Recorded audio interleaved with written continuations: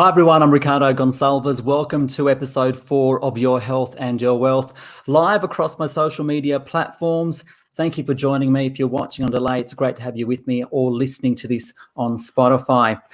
Later in the program, it is July and there are a few changes that will impact your wallet. So I'll be going through all of those changes with Comparison Website Finder, the managing director there, or the managing editor there rather, Kate Browne.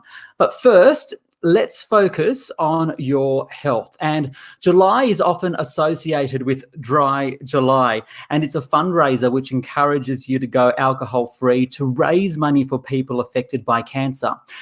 But this year, it's a little bit different. So to help me talk about that and more details is dietitian and Dry July ambassador, Chloe McLeod. Chloe, hopefully you can hear me. How are you? Ricardo, I can't actually hear you. You might have to turn on your audio, hopefully. Let's see if I can adjust the audio.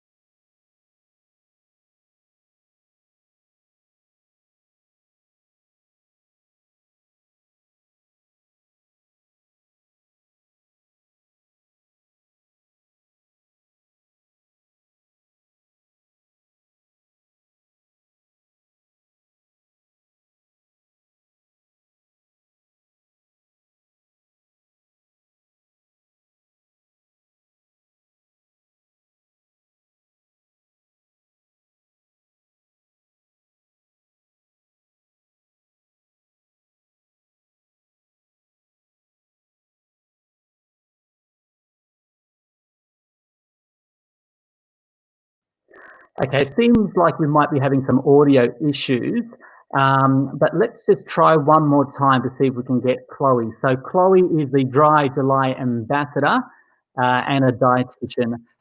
Chloe, can you hear me now?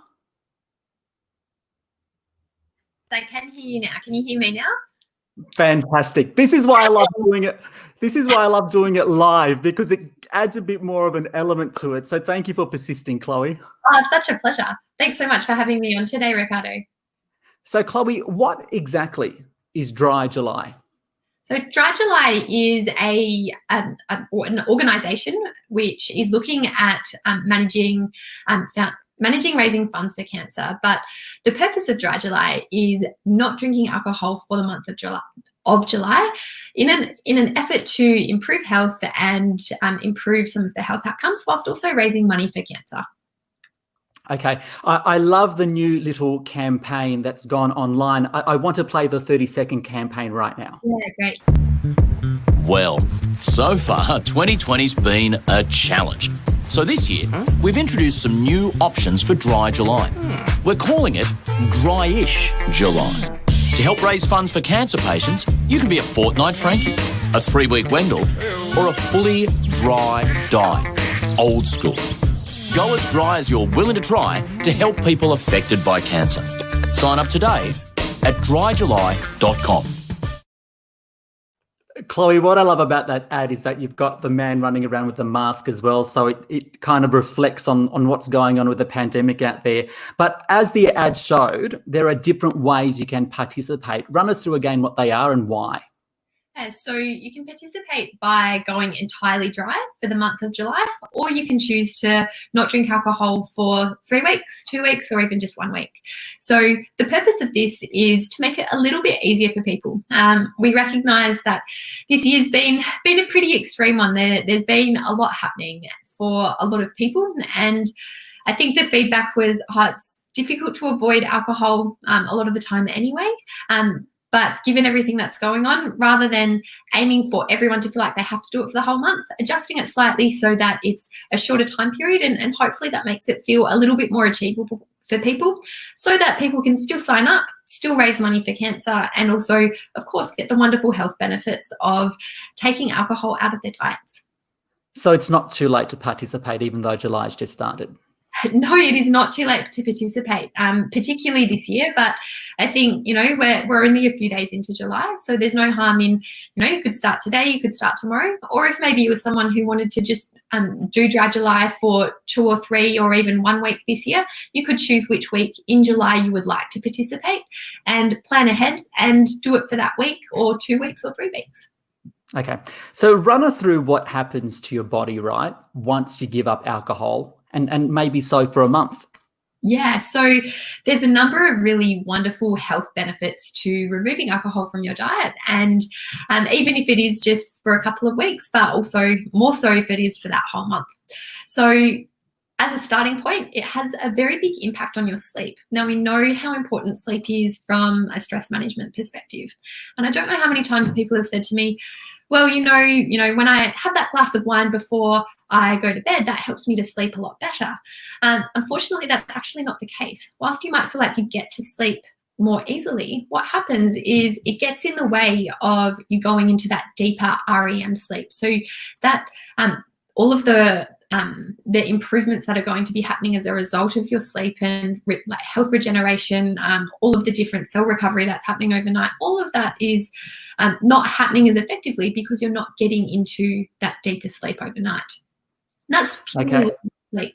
Then we also can look at the other health benefits as well. So when it comes to calorie intake and what we might be choosing from a food perspective, but also the calories that come from the alcohol. It's a very easy way to up that intake and then add on some extra kilos. And not to mention, often food choices end up being a little bit poorer when you do choose to have that extra glass or 2 of wine or beer or whatever it might be that you're choosing. The choices can often go out the window a little bit as well. And Chloe, are there any aspects of alcohol when it can be healthy, whether it be, I guess, I don't know, emotionally? Are there physical benefits if it's in small quantities, or mentally? Yeah, so there is some interesting research around drinking particularly red wine and some of the compounds it contains. So in particular, there's one called resveratrol, which has been shown to be to have some health benefits. To be honest, you can get those from eating a whole heap of berries as well. So it's not, I think, necessarily about the health benefits per se of drinking the alcohol. I think it's more around, it is nice to enjoy a glass of wine with your partner at night, or, when we're allowed to, or depending where you're living in Australia at the moment, if you're allowed to, head down to the pub with your mates and have a beer. I know here in Sydney you're allowed to do that at the moment. In other places, it's not allowed at the moment. So I think that social aspect, and particularly with what's happened the last few months and not being able to see our friends and family members as much, and now that we're starting to be allowed to, I think that's where Dry July's really hit the nail on the head with going, let's just be dryish, because that social interaction is just so important. Okay, Chloe, I really appreciate your time. Anyone that wants to follow you, they can jump onto Instagram, and that's at Chloe_McLeod_dietitian. Chloe, thank you very much for your time. Such a pleasure, Ricardo. Thanks for having me. Thank you. So that's Chloe McLeod. If you want more details about Dry July, you can go to its website. It's www.dryjuly.com. Okay, let's go from health to wealth. And the start of a new financial year is a good time to check in on your finances, especially because we've started to see a few differences that may impact your money. So for more on that, I'm joined by Kate Browne. She is the managing editor at comparison website finder.com.au. Kate, thanks for your time. Good morning. Good to have you. Great that I can hear you too. Good to have you with me. I feel like I'm winning already. Yeah. So listen, I guess there's so much to talk about, but let's start with COVID-19, right? Because I guess more and more of us have been told to stay at home. We've had to work from home. We've had to turn our apartments or homes or 1-bedroom places into an office. What does that mean for tax time? Yeah, well, it's kind of funny because I am broadcasting to you from my bedroom. So, yeah, I'm feeling it. It has affected how we can claim our tax this year, which is a good thing. So the government's introduced a new shortcut for claiming working from home expenses, which is a lot less complex than it used to be. So now it's just a straight 80 cents an hour that you can claim from the 1st of March to the 30th of June. You just need to keep a basic record of when you are working and that you're working fully, not just like checking emails occasionally, but, probably like I am at the moment, doing a full day's work at home. So it's a really easy shortcut. It's quite generous. And definitely, if you have been working at home, I'd encourage you to get on board and do it. Okay. We spoke about it on Your Health and Your Wealth in detail last week, the changes to super and how you can access superannuation early. Of course, you can do that once again now in this new financial year for the next 3 or 4 months, but there's also changes to spouse contributions. Yeah, there are. So you can make spouse contributions now until the age of 74. Before it was 69, I believe. So it was 69, just checking my notes. So that's made a big difference. So that gives people who are older, who are still working and meet the work test, the ability to make contributions to their spouse's super, which is particularly important, I think, for women who are at the moment, retiring with a lot less super than men. So this will be a real bonus for them in particular. Okay. All right. There's been an increase to the minimum wage. Can you tell me about that? Yeah, so this one, this is a positive for people who are working. There were some parts of industry that were calling for this to be delayed because of coronavirus. It has gone through. Let me just check. The jump is, so it's gone from $753.80, which is $19.84 an hour, up to $740.80. So that's $19.49 an hour. So that's some good news amongst, a lot of the bad news out there at the moment. One of the other big changes, I think, is coming through in health insurance. Now, from my understanding, that increase to health insurance premiums, which typically comes in around April or announced in April, that's been pushed back until October because of COVID-19. But young people may be impacted with price rises or in relation to prices anyway. Is that right? Yeah, and this is a standard thing that happens every year. So it's called the lifetime healthcare loading. There's a lot of confusion about it. You hear lots of ads on the radio, usually around the time that health insurance premiums go up, and everyone knows something's going to happen when they turn 31, they're going to explode or something. What it is that if you're 31 by the 1st of July, you will, and you haven't taken out private health cover for hospital, not for extras, you will actually be penalised for each year that you don't take it out going forward. And that's 2%. So if you are thinking about taking out health insurance and you're still not 31, this is something to think about this year before next year, because that will add up. So for example, if you're 45 and you take out health insurance, then you're going to be paying 30% more than someone who's 30. Obviously, taking out health insurance is an option. We do have Medicare, but if you're thinking about it, it's definitely something to consider doing before you turn 31. Okay, I guess last year there was a lot of talk about power prices and electricity prices rising. To what extent are power prices now being impacted? Yeah, power prices tend to go up, with the exception of Victoria on the 1st of July. Victoria runs on the calendar year.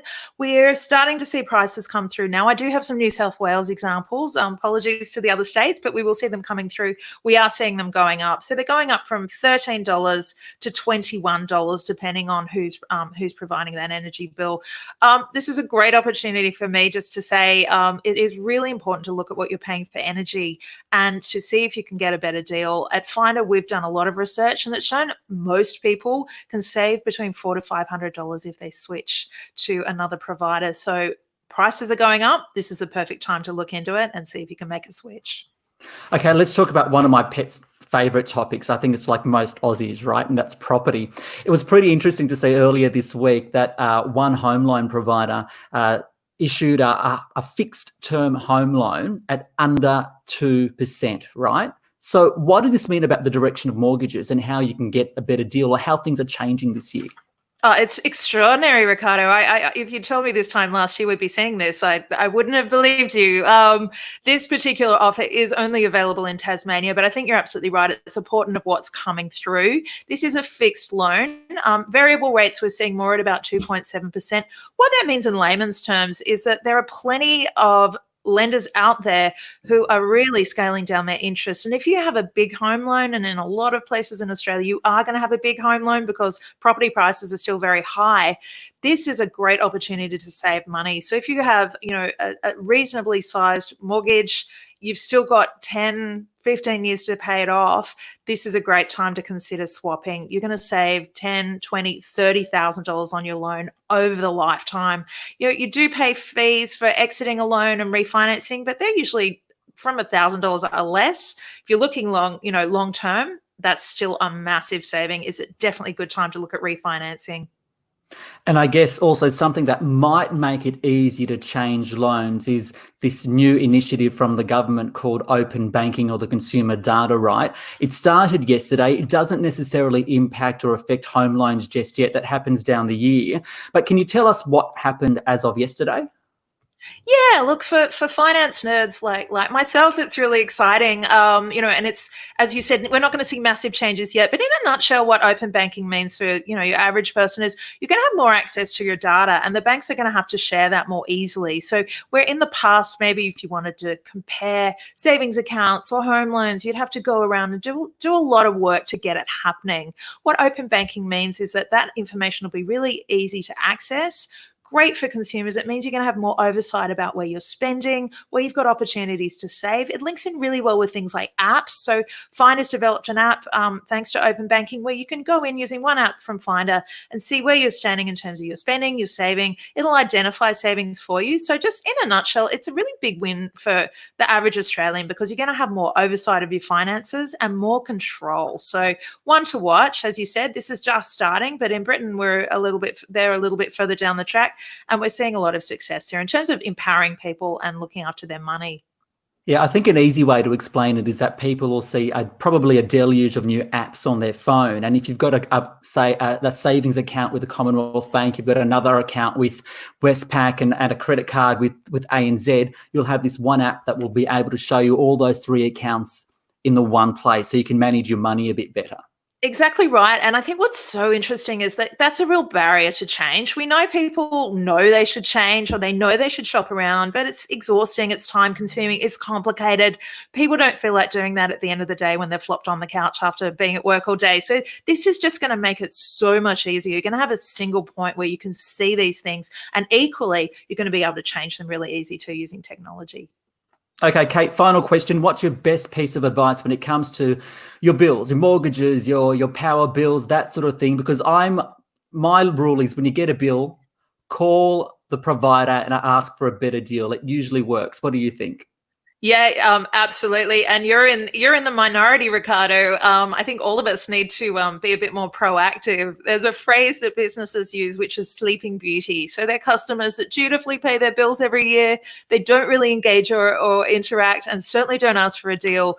Companies love people like that because they can leave you on a deal and not change it. Be a pest. Things like open banking are really going to help that. You can have a lot more oversight. But I'm a fan like you. Good old fashioned technique is, once a year or every 6 months, get on the phone, ask for a better deal. Companies want your business. They will do as much as they can to keep you on board. It costs a lot to lose a customer. If they don't want to come to the party, compare. There's sites like Finder's, there's apps like the Finder app. Compare, take a walk. There are plenty of better deals out there. Sit down and do it. You could save between $1,000 to $2,000. We've seen some people save. That's not bad for half an hour's work. You're right. And I think it's simple, but knowledge is power. Knowing what else is out there, it means you can go back to your provider and say, hey, this is what else is out there. Yeah, and feeling confident to do it. I think people don't feel confident, and that's completely understandable. A lot of these services and products are really complex. Like something like health insurance is so complicated. But if you have a bit of knowledge, like you said, that's the power. You can get on the phone, you can negotiate. It's really quite easy, and it's quite surprising how much money you can save for, like I said, a couple of minutes work, half an hour's work. Okay, Kate Browne from Finder. You can contact Kate on Twitter at Kate Browne with an E at the end, 7, Kate Browne 7. Kate, thank you for your time. Thanks so much. See you, Kate. And that is it for this stream. Don't forget, the information on this program is general in nature, and you should contact a licensed financial professional to make sure any investment decision that you make is the right decision for you. Health and your wealth is all over social media, so make sure you like it, follow it, and share it with your friends. You can catch up on YouTube also, and an audio version of this program will be posted on Spotify very soon. The awkward bits will be clipped out, and you can check it out there too. I'm Ricardo Gonsalves. You can follow me at Business Ricardo. Stay healthy and wealthy.